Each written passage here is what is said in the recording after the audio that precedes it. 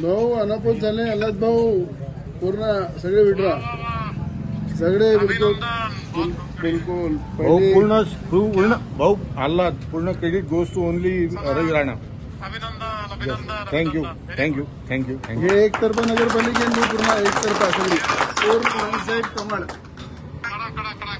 हे सोमवंशी भाऊ बोलतात अध्यक्ष आहे आपले सोमवंशी बोलतात. धन्यवाद. हो एक चक्कर 15 मिनिटांसाठी चिखलदरा चक्कर झाला. भाऊ हे सगळं तुमच्या आशीर्वादामुळे झालं. सगळं तुमचा आशीर्वाद नाही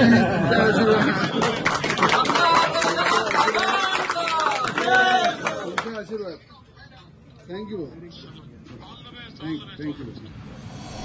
मुख्यमंत्री देवेंद्र फडणवीसांना आमदार रवी राणांनी फोन केला. तो फोन होता फडणवीसांचेच मामे भाऊ बिनविरोध निवडणूक जिंकले ती माहिती देण्यासाठी. मुख्यमंत्री देवेंद्र फडणवीस यांचे मामे भाऊ हे निवडणुकीच्या रिंगणात उतरले होते. त्याची जोरदार चर्चाही झाली. चिखलदरा नगर परिषदेच्या निवडणुकीत सत्ता मिळवण्यासाठी भाजपने ताकद लावली आहे. निवडणुकीआधीच राष्ट्रवादी काँग्रेसचे माजी नगराध्यक्ष राजेंद्रसिंह सोमवंशी यांनी आपल्या काही माजी नगरसेवकांसह भाजपमध्ये प्रवेश केला होता. त्यांनाच भाजपने पुन्हा नगराध्यक्षपदासाठी उमेदवार केला आहे. तर फडणवीसांचे मामे भाऊ आल्हाद कलोती यांनी प्रभाग क्रमांक 10B या प्रभागातून नगरसेवक पदासाठी अर्ज भरला होता. त्यांच्या विरोधात काँग्रेससह काही अपक्षांनी अर्ज भरला होता. तिथेच आमदार रवी राणा यांनी विशेष लक्ष घातलं आणि त्यांच्या शिष्टाईला यश आलं.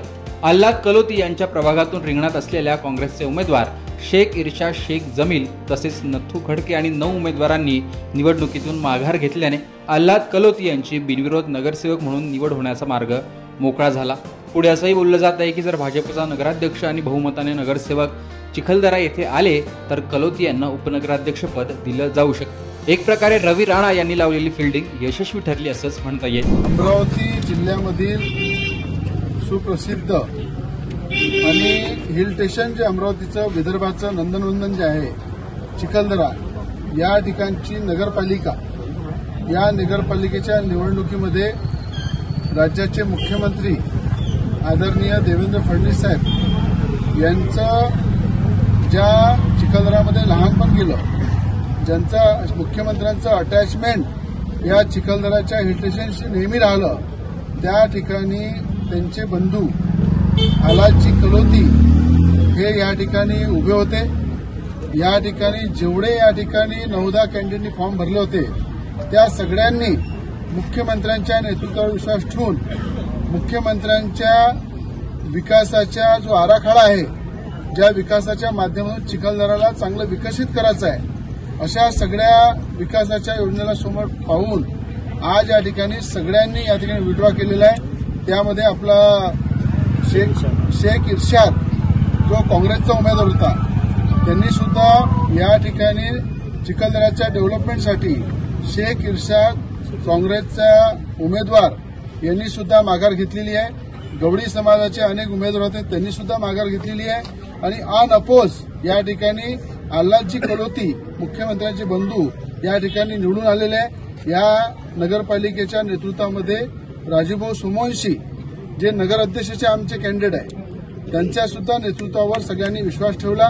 या ठिकाणी विश्वास ठेवून ही जी भूमिका आज या ठिकाणी घेतलेली आहे हे फक्त चिखलदऱ्याच्या विकासासाठी घेतलेली आहे. ज्यांनी विड्रॉ केला त्यांचं सगळ्यांचं मनापासून मी धन्यवाद मानतो आणि विकासासाठी पुढच्या लोकांनी सुद्धा पुढे येऊन अशा प्रकारचा विड्रॉ करून एकत्र बसलं पाहिजे आणि चिखलदऱ्याचा विकास केला पाहिजे हे सगळ्यांना मी आवाहन करतो. तर अशा प्रकारे काँग्रेसच्या मुस्लिम उमेदवाराने माघार घेतल्याने भाजपने अमरावती जिल्ह्यात खातं उघडलं आहे.